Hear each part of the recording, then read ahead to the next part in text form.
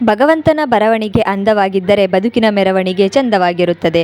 ನಮ್ಮ ಜೀವನದಲ್ಲಿ ಕೆಲವೊಮ್ಮೆ ಎಲ್ಲವೂ ನಮ್ಮ ಇಷ್ಟದಂತೆ ನಡೆಯುವುದಿಲ್ಲ. ನಾವು ಬಯಸಿದ್ದು ಸಿಗುವುದಿಲ್ಲ. ಕನಸುಗಳು ಕಂಡ ದಾರಿ ಮುಚ್ಚಿ ಹೋಗುತ್ತದೆ. ಆಗ ನಾವು ದೇವರನ್ನು ಪ್ರಶ್ನಿಸುತ್ತೇವೆ, ಏಕೆ ನನ್ನ ಜೀವನ ಹೀಗೆ? ಆದರೆ ಒಂದು ಸತ್ಯವನ್ನು ನಾವು ಮರೆಯಬಾರದು. ಭಗವಂತ ಯಾವಾಗಲೂ ತಪ್ಪಾಗಿ ಬರೆಯುವುದಿಲ್ಲ. ಆತ ಬರೆಯುವ ಪ್ರತಿಯೊಂದು ಅಧ್ಯಾಯಕ್ಕೂ ಒಂದು ಅರ್ಥ ಇರುತ್ತದೆ.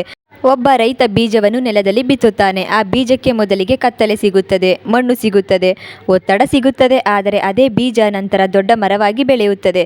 ಬೀಜಕ್ಕೆ ಆಗ ಅರ್ಥವಾಗುವುದಿಲ್ಲ, ಆದರೆ ರೈತನಿಗೆ ಗೊತ್ತಿರುತ್ತದೆ ಅದರ ಭವಿಷ್ಯ. ಹಾಗೆಯೇ ನಮ್ಮ ಜೀವನವು ಇಂದು ಎದುರಾಗುವ ಕಷ್ಟಗಳು, ನಿರಾಶೆಗಳು, ಸೋಲುಗಳು ನಾಳೆ ಯಶಸ್ಸಿಗೆ ಅಡಿಪಾಯವಾಗಿರಬಹುದು. ಬಹಳ ಜನರು ತಮ್ಮ ಜೀವನವನ್ನು ಇತರರೊಂದಿಗೆ ಹೋಲಿಸುತ್ತಾರೆ. ಅವನು ಮುಂದೆ ಹೋದನು, ಅವಳು ಯಶಸ್ವಿಯಾದಳು, ನಾನು ಮಾತ್ರ ಹಿಂದೆ ಉಳಿದೆ ಎಂದು ಬೇಸರ ಪಡುತ್ತಾರೆ. ಆದರೆ ಪ್ರತಿಯೊಬ್ಬರ ಜೀವನಕ್ಕೂ ಭಗವಂತ ಬರೆದಿರುವ ಕತೆ ಬೇರೆ ಬೇರೆ. ಕೆಲವರಿಗೆ ಯಶಸ್ಸು ಬೇಗ ಸಿಗುತ್ತದೆ, ಕೆಲವರಿಗೆ ತಡವಾಗಿ ಸಿಗುತ್ತದೆ. ಆದರೆ ತಡವಾಗಿ ಸಿಕ್ಕ ಯಶಸ್ಸು ಹೆಚ್ಚು ಕಾಲ ಉಳಿಯುತ್ತದೆ.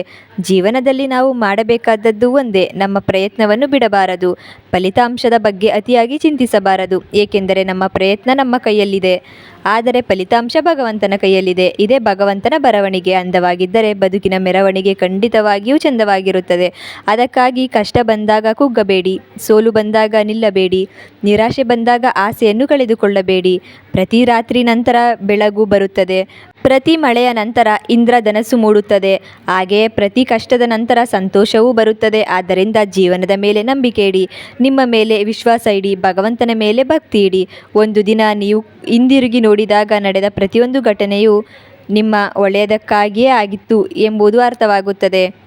ಭಗವಂತನ ಬರವಣಿಗೆಯನ್ನು ನಂಬಿದವನು ಎಂದಿಗೂ ಸೋಲುವುದಿಲ್ಲ, ಯಾಕೆಂದರೆ ಆತನು ಬರೆಯುವ ಕಥೆಯ ಅಂತ್ಯ ಯಾವಾಗಲೂ ಅರ್ಥಪೂರ್ಣವಾಗಿರುತ್ತದೆ.